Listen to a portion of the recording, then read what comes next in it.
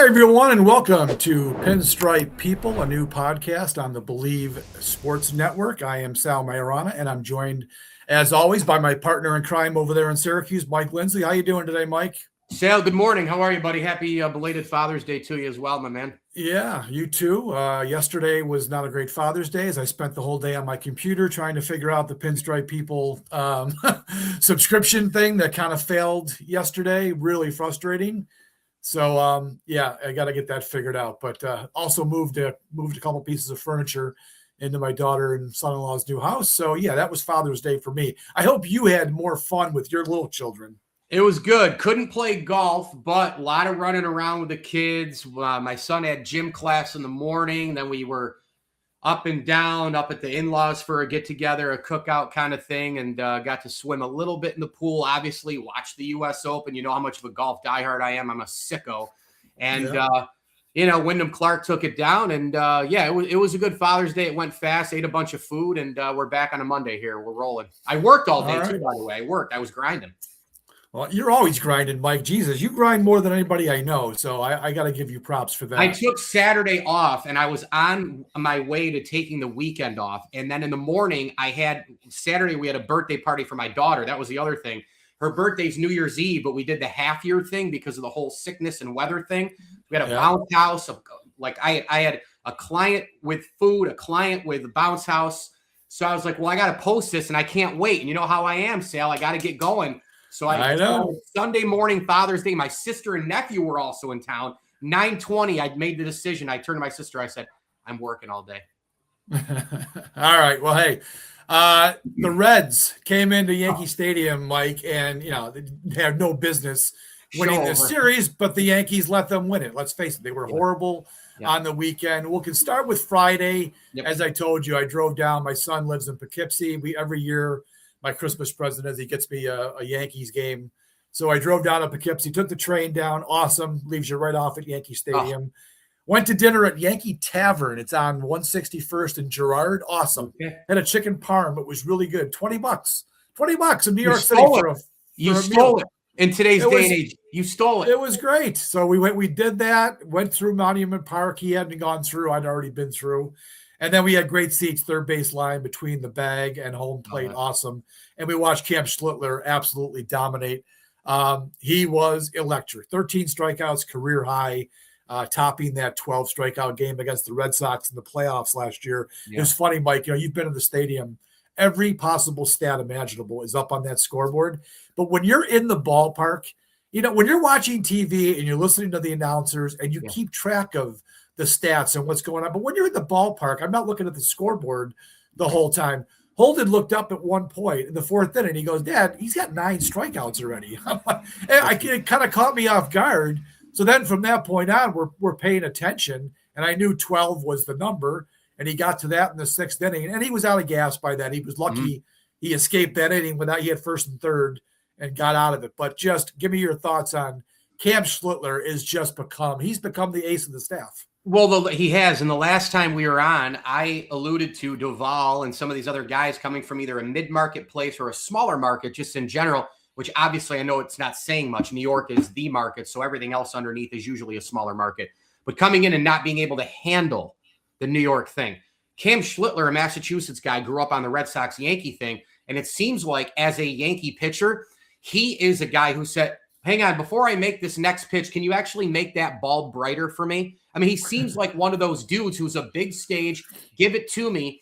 And again, I'm going to refer the pitching ninja here in that book, Unhittable. His 4-seamer, Sal, and then the one that has the extra juice where these guys now have between 5 and 7 pitches, with his arm angle and coming in like this, the explosion from the release of the ball to the upper registrar when he can put guys away with a 4-seamer and then the extra tail of the 4-seamer, it's absolutely electric. I mean, it is people might get upset by me saying this, but it's kind of Miz-like. I mean, if you watch Mizorowski with the Brewers and you watch Schlittler and you put those guys side by side and just watch the moxie, the poise, the look, the bulb getting brighter, the stage, the big, the big figure type thing, and the lengthy, lean guy. It's almost like a 6'9" forward in the Syracuse 2-3 zone. When it's elite, you go like this and it's 2 guys. Well, that arm angle is coming in like this and vertically, and he is just binging that thing right in there.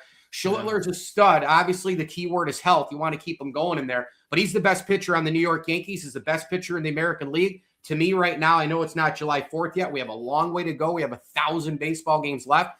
But he's the best one in the AL, and they're riding him right now. The Cam Schlittler train for the Yankees pitching staff is big time. It's big time right now, and he does not shy away from any moment, Sal. None. It really is tremendous.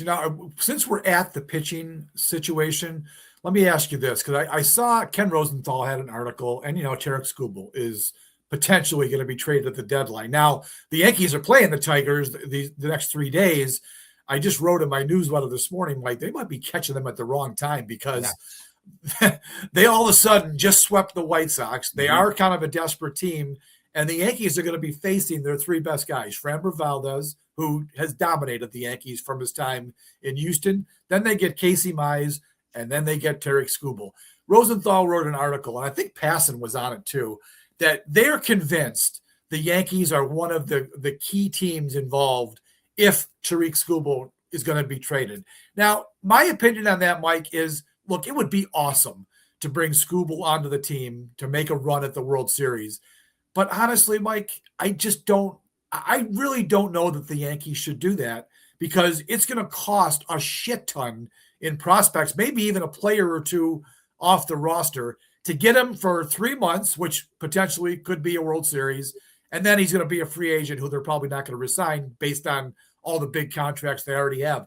What's your thought on the Skubal trade rumor? And do you think, as opposed to getting a right-handed catcher and some bullpen help, is getting Skubal the answer for the Yankees? I would say that there's zero chance that the Yankees get him, first of all. Me too. I don't know what Rosenthal and Pass. I don't see the Yankees. They've already got a great rotation. I think these national baseball guys have to write Yankees in there just to get something going. Clicks, fans getting angry. Remember, for some reason, people still think the Yankees are the bad boys with the whole salary cap thing. They still think they're up there. And I'm going, hi, over in Queens, there's $80 million more spent in LA. I know that the Ohtani money's deferred till he retires and all the rest, but still, if you take it all in there, that they're spending about $150 million more per payroll than the Yankees. So setting all that aside, I think there's zero chance in it, because again, the Yankees, I don't think they want to blow out the farm system now that they know that they have some of these guys in there. I mean, Cashman, even though they can't find floor and ceiling, I've alluded to that forever. They cannot figure out their prospects, even though they do have some guys on this roster who we really like. Ben Rice, Will Warren, Schlittler, obviously, but I think there's zero chance they get him. However, in a year where you have another down American League, Sal, I would make 2 phone calls. I would make a phone call to the Kansas City Royals, and I would say, look, you guys dangled it out there in the press that Bobby Witt might be something. Can you take – I would give them Lombard, Jones, and whoever for Bobby Witt. I think he's that good. Yeah. Yeah. If you're looking at Bobby Witt, then that's where Lombard, you can let go of Lombard. Correct. I mean, I want them to keep him. I'm hoping he's going to be the next guy for them. Maybe, the next Ben Rice. I don't know. We'll see. He's hurt right now. Right. But if you're talking Bobby Witt, then I'd empty out the farm system to get that guy. Yeah, I would bomb out and get Bobby Witt, make him a cornerstone guy. But then from there, do you try 2 splashes? Do you say, well, what would it take? I think that the Tigers would ask for certainly a Will Warren or that Rodriguez kid, right? Easily. Maybe both. Yeah. But again. More than that. Yeah, but then you're going to have to pay Skubal too. And Cashman and those guys have already said, like, they're bargain hunting, man. They're going to Five Below, and they're trying to find the, it's Five Below, but if it's 650, we can't do that. We're just going to keep an Anthony Rizzo. So I think there's zero chance in it. But would I look hard into it? I absolutely would. Why not go make the 2 monster splashes you haven't made in years? Because, again, you could overtake the entire league with those 2 moves and finally go get this World Series ring. Sal, you can't win it every year, but this is getting quasi-ridiculous that they haven't won one in 16 years, dude. I mean, you look at the rest of the teams that have won it since even 2009, and even the teams that have won 1 or more since 2000 and 2000. I mean, it's getting a little silly here, pal. Yeah, I agree. I think They do need to make a splash at the trade deadline. I just don't know that Skubal, for what the cost is going to be for a guy who's going to play once every 5 days, 6 days really, and then you're probably not going to re-sign him. I just don't think that's going to be worth it, as great as he is. But you gotta remember, as long as they stay healthy, which of course always a big question, you're going to roll into a postseason series, a best of 7 series with Schlittler, Garrett Cole, Max Fried, and Carlos Rodon. You don't need Tarik Skubal. You need other help on the roster. That's Correct. what I would do if I'm the Yankees. I just wanted to get that out there, since they are playing the Tigers, and they're about to be dominated by Skubal on Wednesday night. So back to the Reds series. So after the Friday night game, which quite frankly, Mike, I texted you when I was either in the ballpark or standing on the train station. It was kind of a boring game. I mean, Schlittler was great. Mm-hmm. But otherwise, the Yankees scored the 4 runs in the second inning. Rice hit a monster 3-run homer. Jazz hit a bomb too. Then the rest of the game, they did basically nothing. And then that carried into the weekend. Mike, runners in scoring position this weekend, 2 for 32, 0 for 22 the last 2 games against the Reds. Now, look, Chase Burns on Sunday, very good pitcher. But they got him out of there after 5 innings. Andrew Abbott on Saturday, and then this bullpen, which entered the series dead last in Major League Baseball in WHIP, and they did nothing against the Reds pitching staff. Again, I'll give them 5 innings from Burns. That was tough. Everything else was a travesty all weekend long on offense. The Yankees in this last Cashman era are very known for this. Yeah. They're known for 3 big things. They're known for they can't hit with runners in scoring position, which is the number 1 reason why they have not won a title since 2009. They are very known for a no-name pitcher, as you know, shutting them down over 7. And you have to look them up on Baseball Reference to go, cool, neat story. Why? And then the third thing is a collection of bullpen arms that are horrendous going into a series. They can shut them down at any point during a regular season. Now, here's the big thing. Because baseball, you play 49,000 games. If you're to go to the World Series or win a World Series, no one gives a flying rip about the back end of June losing to the Cincinnati Reds because, as you know, this is baseball, Susan. You're going to lose games. I mean, you're going to lose to everybody usually on the calendar because it's baseball. You're going to have an off day. You're not going to hit. You're not going to this. You're going to have an injury. A pitcher can get hot, but the Yankees are known for this exact thing. Sal, this sport is not rocket science. Runners in scoring position is where the bread is buttered, my man. And if you don't hit with runners in scoring position, you're toast. Cincinnati, they fought the good fight and got the Yankees, you know, where it hurts, where they usually fold like a cheap tent, man. That's the bottom line. Yesterday's game was so frustrating, Mike. They get Burns out of there after 5 innings, which, you know, he threw a lot of pitches. Yeah. He was very good. Rice got him early for a home run. So good. I'm thinking it's 3-1. They're right in this game. Let's go to work on this bullpen. Well, Caleb Ferguson, former Yankees flameout, who pitched on Friday when I was there, he threw a scoreless inning, and then again yesterday. Then they bring in Tony Santillan, who has been, you know, I read some of the stuff in Cincinnati. He's been a nightmare all year for them. 5.46 ERA coming into yesterday. He'd blown 4 saves. Dude throws 2 scoreless against the New York Yankees at Yankee Stadium. It's just deplorable, just a deplorable performance on offense. And they had been going pretty well. They had been hitting pretty well leading into this series. And what it ended up being, 5 on Friday, 2 and 8 runs, 8 runs against the Cincinnati Reds. Not good enough, man. Just simply not good enough. I hope it's a blip. You know, Boone, as ever optimistic as he always is. I like the opportunities we have. We just got to cash them in.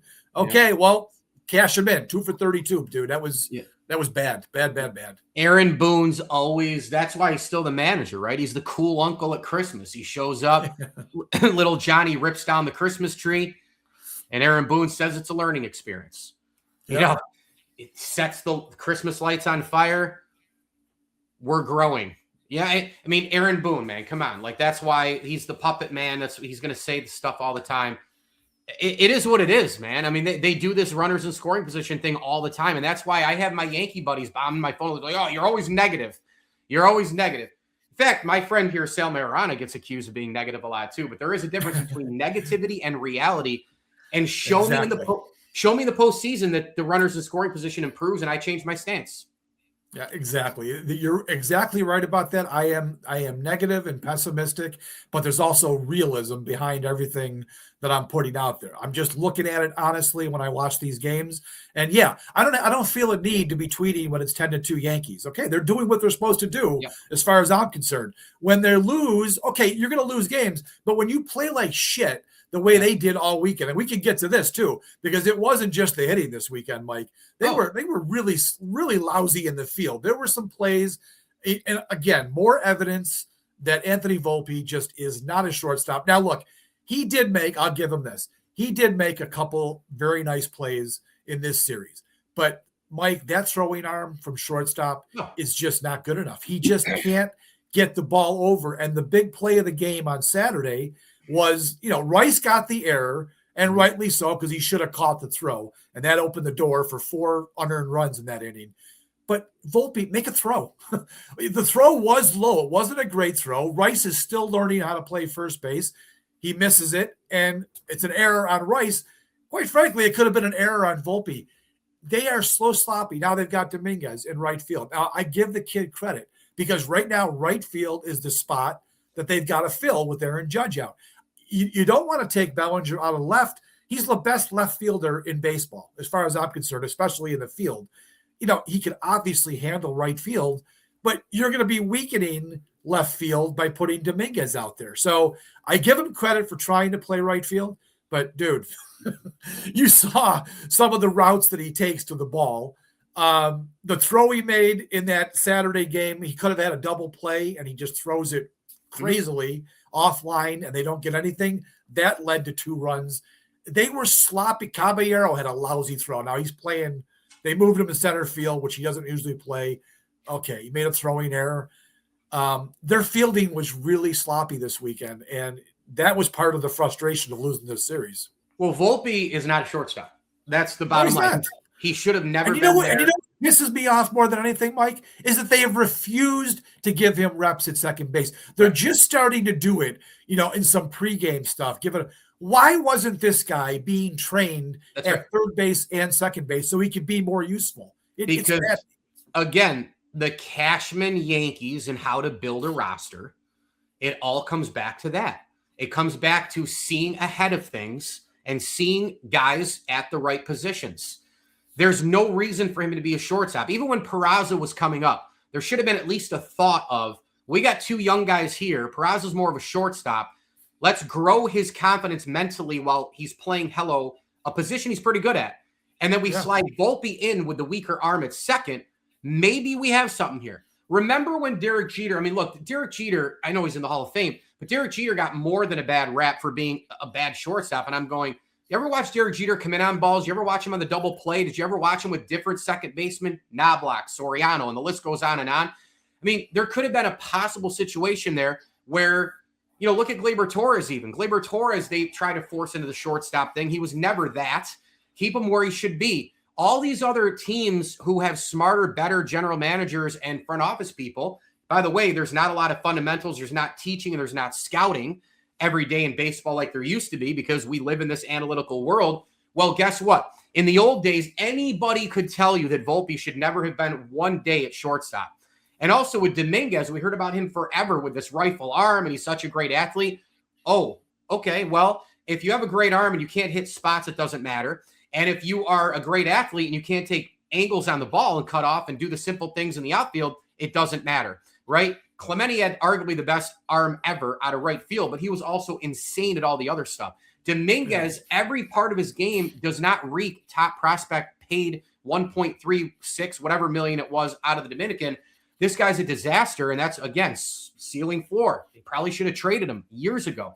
So this is part of the bad construction of a Yankee roster, the fact that they have to now plug and play and put these guys in there, and Volpe hasn't gotten reps at second.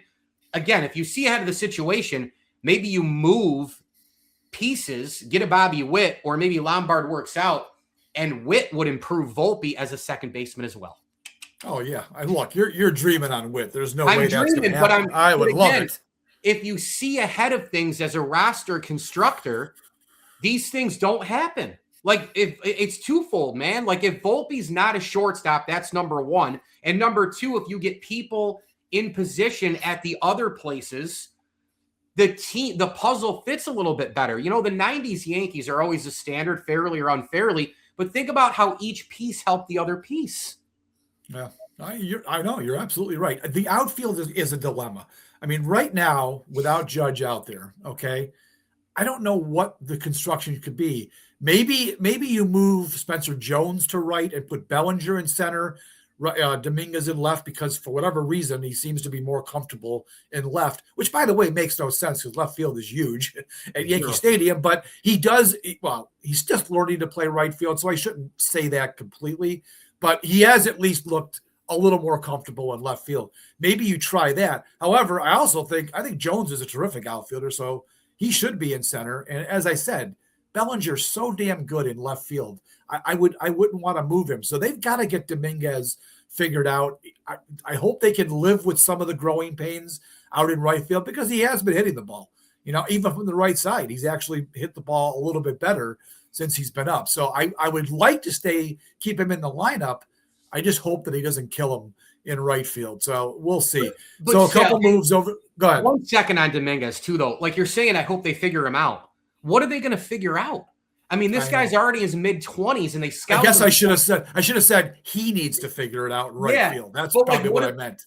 When is he going to fit? Like, when is it going to be in? But he's 23, Mike. He is only 23 now. It feels like he's been here forever because they signed him when he was 16. But we do have to look at the fact that he is only 23, and I wouldn't want to give up on him yet. He's just got to, like I said, he's got to figure it out. He's got to become a better player in the field because there's nowhere to go in the DH spot on this team, as we know. Once Stanton comes back, it's clogged, and pretty soon, maybe as early as next year, Judge should be a full-time DH. So there's no DH role for Dominguez. He's got to play the field if he's going to play for the Yankees. My point is, the way the Yankees talked about him 3 years ago, you would have thought he was Acuna.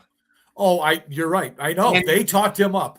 These other guys are coming up 18, 19, 20. They're bona fide superstars. Now, Acuna had 2 torn ACLs.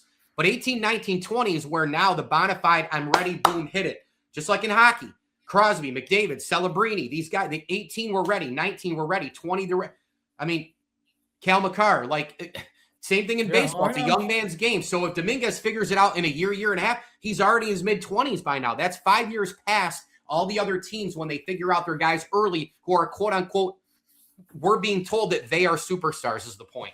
Yeah, that's a good point. It's a good point. All right, so some roster gymnastics over the weekend, too. We got the return of Austin Wells. Yay, lovely. Look, Escarra goes down. He was supposed to go down a week and a half ago when all of a sudden Wells got this headache thing, which I'm not gonna say that he didn't have headaches, but it felt like a phantom IL thing to me to get his head literally to get his head straight and send him down to AAA. So he was 2 for 12 at AAA. He did have 2 home runs, but he's back up now, and they send Escarra down, which is Escarra's he's no good. I mean, he belongs in AAA. Ali Sanchez is only here because he's a right-handed batter. However, in a small sample size, he's 5 for 16, so it's better than Wells and Escarra combined. Austin Wells, Mike. I don't think it's ever going to happen for him as a hitter. I really don't. And if they could move him to get somebody at the trade deadline, I would live with, unless they address the catcher position. I could live with Escarra and Sanchez just to get Wells off the roster. What do you think about that? Yeah, and it's tricky, right? Because about a year and a half ago, I was like screaming for more reps because I thought that's what it was. I thought with Austin Wells, I was like, remember when he was like spot starting? He'd be like 1 game in and then not, and then DH, and he'd rest for 4, and then he'd have like a couple of great games, and Boone would sit him. Just let him get in, let him get the reps, because, baseball is so much about that rhythm and timing and reps, and just practice makes perfect, man, just like a lot of things in life. Well, it wasn't that, Mike Lindsley. It wasn't just get him reps. He can't do really anything at this particular point. He gets overwhelmed in every aspect of the baseball field. Behind the plate, he has his moments. He'll homer and then he'll go 1 for 26. Right now, I would lean your way, man. I mean, I guess, I understand he's a good receiver of the ball. And, these defensive metrics, I shake my head sometimes at these defensive metrics, framing and all this other bullshit that they throw at us. Who knows who really is great at that and who's not. But I could live without that. You can't tell me that there's such a big difference between how Escarra and Sanchez receive the ball than what Austin Wells does. And as far as throwing base runners out, look, we all know that's on the pitcher anyways, but Wells isn't exactly great at that either. We know Escarra is not. I have no idea on Sanchez, but that's usually off the pitcher anyways. I just don't need to have Austin Wells on this roster. I hope they get a right-handed hitting catcher. If it costs them Austin Wells in a trade, fine. But if it, the very least, makes Austin Wells the backup catcher, that's a move I think Cashman just simply has to make. All right, so on the Red Series, let's just wrap it up with some of the base running, Mike. Jesus. Jose Caballero, okay? Fun player, man. He is a fun player. His antics at the plate with the whole pitch clock thing are irritating as hell, quite frankly, for me as a Yankees fan, let alone what the opponents must think. But this is the kind of guy you want on your team. He really is a shit disturber. He can play everywhere, and he's an occasionally good hitter. But, dude, he's got to learn to stop getting picked off. I mean, what's the point of stealing second base and being in scoring position if you're going to get picked off once a week? I don't know what. And then Volpe yesterday, they claim that Sal Stewart blocked the bag. Okay, whatever. Here's my thought. Don't get picked off. You know what I mean? Don't be too far out where you're going to get picked off. So their base running has been really, and they sold 6 bases. They stole 6 bases yesterday, and they still had 2 guys wiped out of the bases. Crazy. They've been bad at base running for a long time. This is going on all around. But they are better. They're better this year. They are. But it's been frustrating, the outs they're making by stupid. It's one thing going first and third and getting thrown out. Right. Or a bad send to the plate. Sure. But for Christ's sakes, don't get picked off. That's just ridiculous to me. Yeah, they have been bad for years, but better this year, correct. And, the other part, too, is, when you're struggling in a series like this to get runs and you're getting picked, it's like a double whammy, right? I mean, you finally get on and you're trying to get some momentum, then you get picked, and it's just like, it's killer, man. It's a double deal. And, Caballero, yeah, he's one of those guys, though, that I think, at least overall, I'm not saying I can deal with the nonsensical part stuff, but I do once in a blue. I mean, he's shown when he's late in the game up there where they, again, runners in scoring position and they need like a key hit. He doesn't scare from the moment. He doesn't fear from it. I kind of like that. I mean, how many times have we begged in the last 10 or 12 years for guys who get up there and who have some kahunas, who want the moment? He seems to want the moment, but yeah. Clean it up, man. Clean it up on the bases, please. Gee whiz. I will say a couple times this year, Sal, they've had some bad moments where there's like a ball in the gap and somebody, you were saying first to third, that kind of thing. Multiple players on the team, even Bellinger's done it a couple times where it's like, oh, I can get that extra base. Well, no, dude, not if the ball is so close to the outfielder. You can't leg that out. You're not Usain Bolt, from like right before second to get to third. So many of these guys think they can run like Secretariat to get there. Take what you have and move on, Yeah, I agree. Hey, folks, the show is sponsored by FanDuel, and it's your leading betting site, I guess, is what they tell us, Mike.